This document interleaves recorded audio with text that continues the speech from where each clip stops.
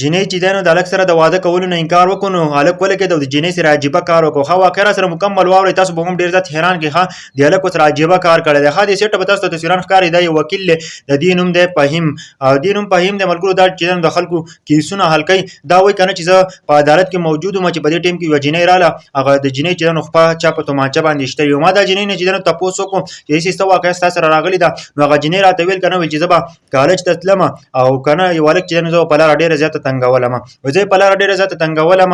نو نن چې دی نو زه کالج ته روان وم، نو دغه هلک ما له مخې له راغی او ما ته ویل چې زه ستا سره واده کوم. نو ما چې دی نو د واده نه انکار وکړو، نو دغه هلک ویل چې اوس به ګورو، زه به اوس ستا کار وکړم. نو وایي تومانچه یې راوړه او په تومانچه باندې زما خپه ویشتله. وایي زه رالم او دا کیس ته ویل چې دا کیس چې دی نو ته ما له هینډل کړه. ملګرو د هلکانو هم ډېر زیات بدماشان شوي دي ملګرو. ډېر د افسوس مقام دی که نه چې جینۍ او واده نه انکار وکړو، نو هلک ولګېد په تومانچه باندې ویشتله چې تا زیاتی وکړو، تا زما سره ظلم وکړو. د هلکانو هم ډېر زیات بدماشان شوي دي که نه.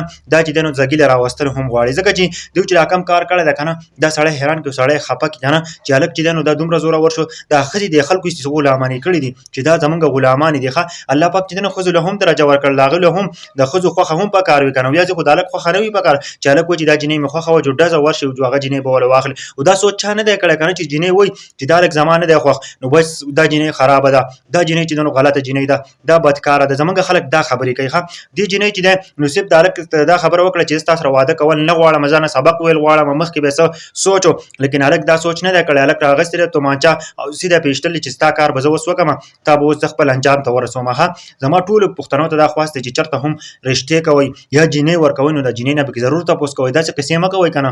اوس چې کومه نوجوانان دي که نه، نوجوان به جینۍ خوښه وي، نو دا سوچ نه دی چې د هغه به خوښه وي، خو داسې سوچ کوئ چې د جینۍ نه پکې هم تپوس کوئ چې آیا دې د هلک خوښ دی او که نه دی خوښ، آیا د دې څوک خوښ دی چې په کاره چې هغه له دا جینۍ ورکړي. ملګرو ډېر د افسوسناکه واقعه راغله، زه هم ډېر زیات حیران کړم.